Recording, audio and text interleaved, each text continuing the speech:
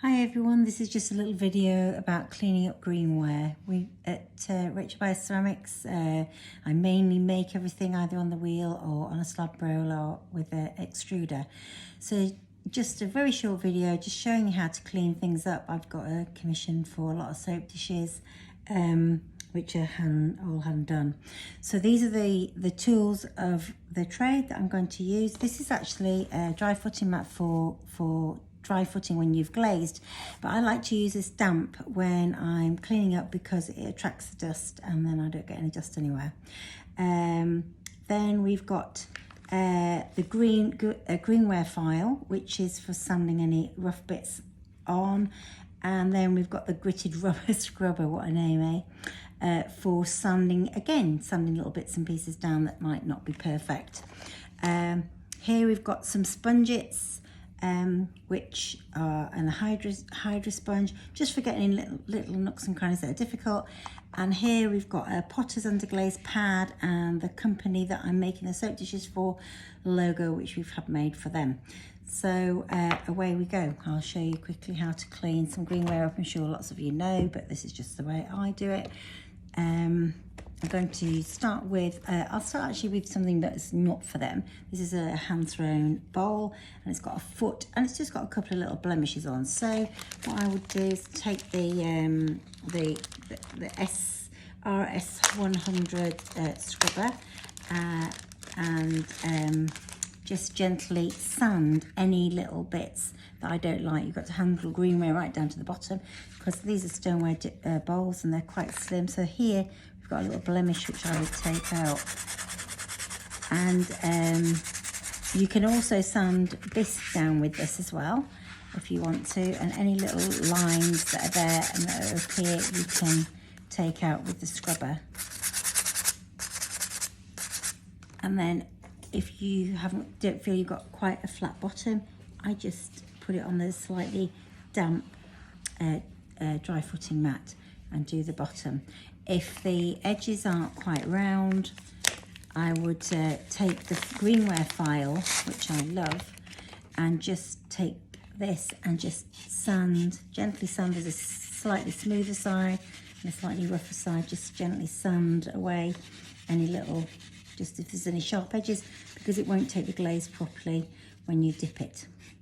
So this is going to be fired obviously first to a bisque firing, and it's quite neat because I've turned it on the wheel already, and then I'm just going to get rid of the dust so that doesn't go in my kiln and then come out as dust, and which then goes in my glaze bucket. And if I was going to put, I would put my logo here. I would have to make sure that was really flat to take the logo. So that's just cleaning up a bowl. And then the soap dishes. These are all, as I say, hand done. So there's a couple of different designs. There's a leaf design and then there's the gridded design. And these have been made for a company that make hair shampoo as a bar of soap. And it has to be totally dry.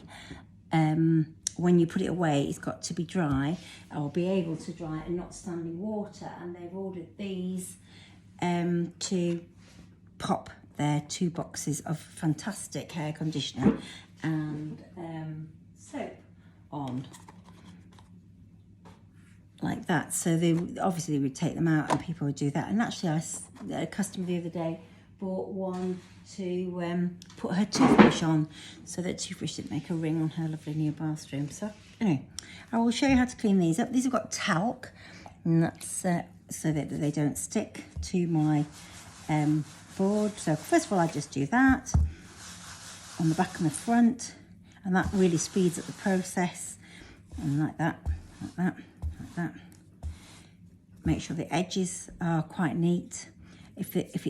I take the hydro sponge and just rub out any other little imperfections. And I've not created any dust here. We've got a little bit of a rough corner, so I just take that off with a Greenware file. Make sure there is no talc going inside my kiln, and then just wipe out these leaves. There, the draining of the water will commence. think that's good enough. Time is money, as they say, because it's wholesale. So here we have the underglaze ink pad. So I'm going to put the rubber stamp, make sure that I've got ink on it, and just pop down and just give it a little push. And there we have the logo. So that one is ready to fire, and the logo will fire in. You can use these ink pads on Greenware or bisque, and even on top of glaze. Now this one is a lot harder to clean up because it's gridded. So I do the edges first, and then do the bottom, and then do the top. And then in between is a bit of a nightmare. So here we have a sponge it. I had to think about that. Head's a bit of a shed today with the first day of lockdown. Luckily I've got quite a few commissions to do, so I can get on with it on my little lonesome in the studio. If you can't quite get into it, this one has a nice point on it. So the sponge it, and I just go in between the lines. Make sure I get the talc out, squeeze out a little bit of water, and make sure that this is going to drain off. Oops, I'm shaking the camera to the side, so the water is going to come off here.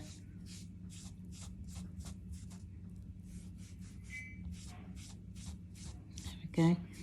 It's probably clean enough. A little bit of talc there. Make sure the corners aren't sharp so the glaze takes well. Each and every one had to be the same size, obviously. So they're quite time consuming, these, for a little piece. The leaf one's a little bit less time consuming. And again, press into the ink pad, and then press onto the Greenware in a flat spot. And there you've got nice and clear the name of the business. Anyway, I hope you've enjoyed that little video on my word little came into it again.